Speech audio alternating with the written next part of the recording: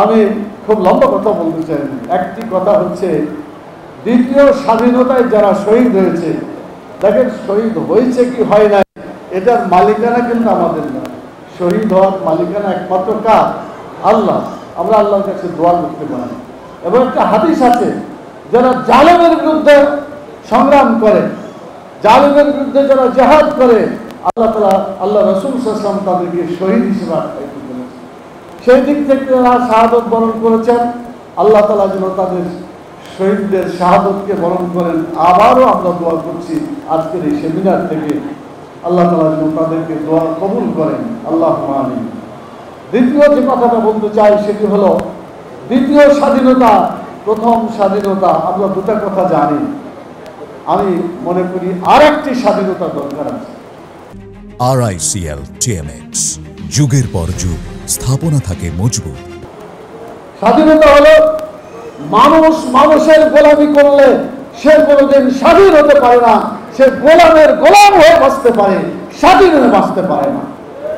সেই জন্য আগামী দিনে বাংলাদেশকে, বাংলাদেশের জনসাধারণকে সত্যিকার যদি স্বাধীন করতে হয়, মানব রচিত মতবাদকে বাংলাদেশের জমিনে দখল করে দিয়ে জাতীয় সংসদে কোরআনের আইনকে বিজয়ী করতে হবে।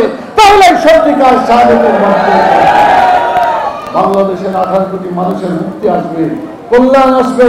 আমরা দুনিয়াতেও সম্মানিত হব, আখিরাতেও আল্লাহর কাছে আমরা জান্নাত পাবো ইনশাআল্লাহ। সেজন্য আমি আজকের এই সেমিনারে যারা বক্তব্য রেখেছেন, বিশেষ করে আমাদের সেক্রেটারি জেনারেল যে লিখিত বক্তব্য পাঠ করেছেন, সব কথা এখানে এসে গেছে, নতুন করে বলার কিছু নাই। সামাদ করে যে কথাটি বলে আমার বক্তব্য শেষ করতে চাই, 1:15 বেজে গেছে, আজান হয়ে গেছে জুমার নামাজের জন্য, একেবারেই শেষ করছে এই কথা বলে।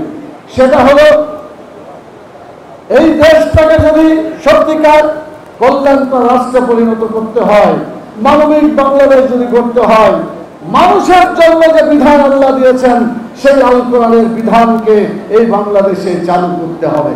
এজন্য আমাদের প্রত্যেকেই ব্যক্তিগত জীবন, পারিবারিক জীবন, সমাজ জীবন, রাষ্ট্র জীবন, আন্তর্জাতিক জীবন, সকল জীবনে আমাদেরকে কোরআন সুন্নাহর আইন মেনে চলার অভ্যাস করতে হবে।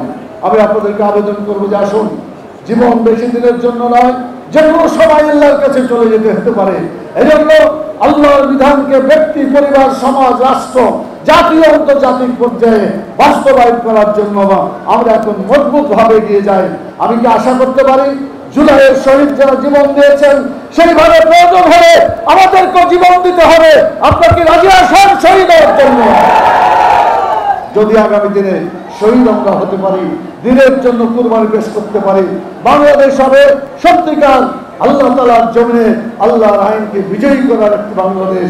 মুহাম্মদুর রাসূলুল্লাহ সাল্লাল্লাহু আলাইহি ওয়াসাল্লাম মদিনায় যে ইসলামী রাষ্ট্র কায়েম করেছেন, সেই আদলে বাংলাদেশ গঠিত হবে ইনশাআল্লাহ।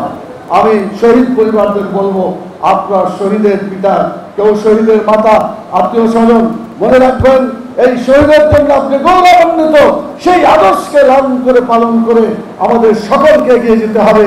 তারা হচ্ছে আমাদের সামনে মডেল, সেই মডেলকে সামনে রেখে আমরা এগিয়ে যাই।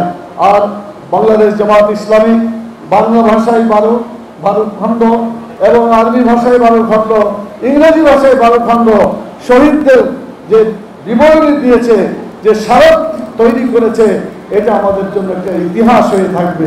আমরা এটা পড়ব এবং অনুপ্রাণিত হব ইনশাআল্লাহ। এই কাজের জন্য আল্লাহ তাআলা আমাদের সংগঠনকে, যারা এর পিছনে কাজ করেছেন, সবাইকে আল্লাহ তাআলা উপযুক্ত পুরস্কার দান করুন। আল্লাহুম্মা আমিন।